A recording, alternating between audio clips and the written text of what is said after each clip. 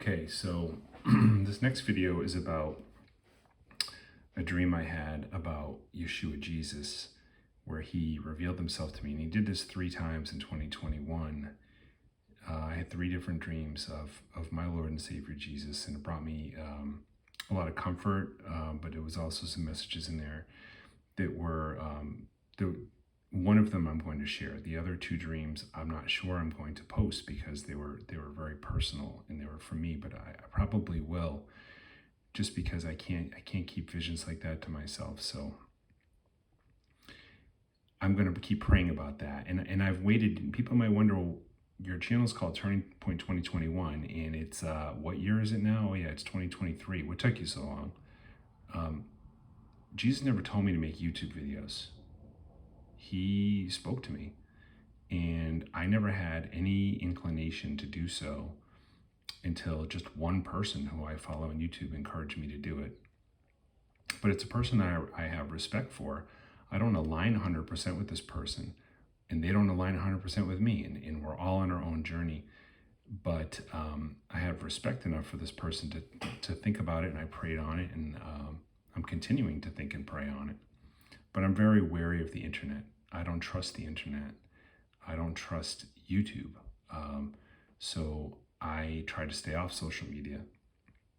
I have very few accounts. And in fact, I just deleted one of my platforms because I was spending way too much time and I was getting in negativity regarding political things and things related to cryptocurrency, and just I was just spending way too much time, and it was giving me anxiety and negativity, and I deleted it. So I'm reeling back.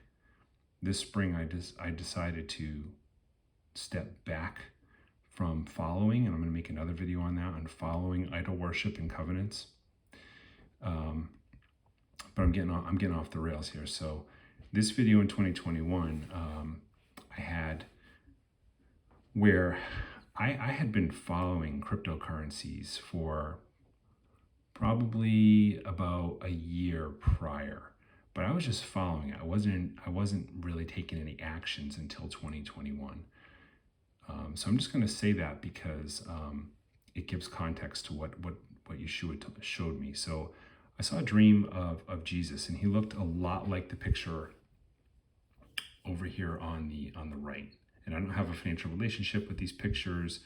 I'm browsing Google to find these. These are on Google. But his hands were open to the side like this, and he had a white robe, plain white robe, and he looked a lot like this. Very, very unassuming, a beard, long hair, and a white robe. And his arms were stretched out on either side, and in one hand, I believe it was his left hand, just like this, there was a coin, and it was golden, and it was glowing, so I knew it was a symbolic. I didn't think it was a physical gold coin, because Jesus wouldn't. I don't think Jesus would hold a coin at all.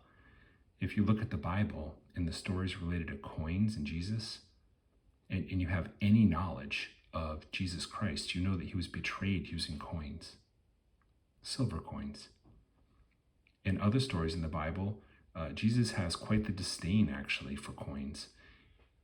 One of the stories is that when he went into the temple and he found people who were exchanging money, and I believe it's the only time, I'm not a theologian, it's the only time in the Bible where Jesus got angry and he flipped over the money changers' tables. And he told them all to get out. It was his father's temple. It was his father's house. And then the third Bible story I can remember about Jesus in coins was when he was tested again in the temple, I believe. And someone asked him, should we pay taxes to the Romans? It was one of the leaders, maybe a Sadducee or a Pharisee.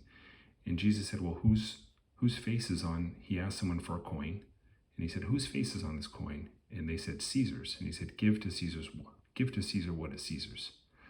So, when I think about Jesus and coins, I'm not thinking literal.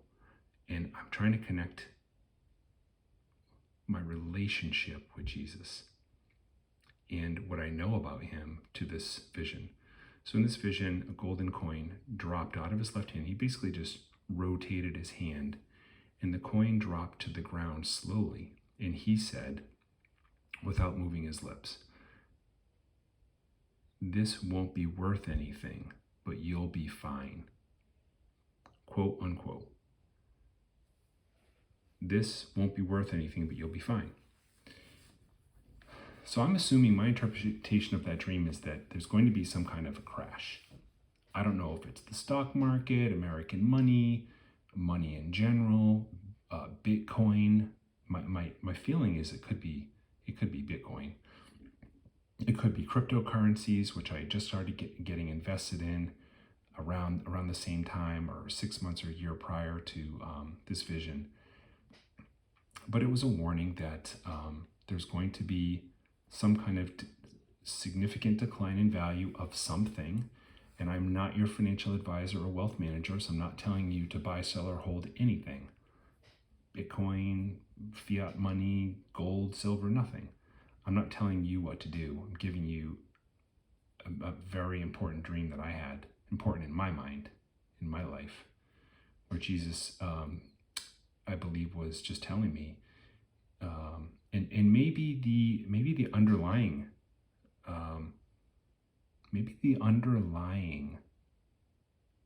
meaning behind the dream is, don't put your faith in money, because Jesus tells us in the Bible over and over and over again, none of this, has as much significance as our faith, if you're a Christian, as our faith in our walk with God and how we treat other people. That's what we should be making as our priority. So maybe that was it, or maybe it was a literal. It was more of an indicator of something financial. But when I look at the ministry of Jesus Christ, he used a lot of imagery and parables and things like that. So you have to look deeper than the surface of something. When you have one of these dreams, if you're lucky enough to have a dream where it's a godly dream or a dream of Yeshua Jesus, look deeper than what lies on the surface.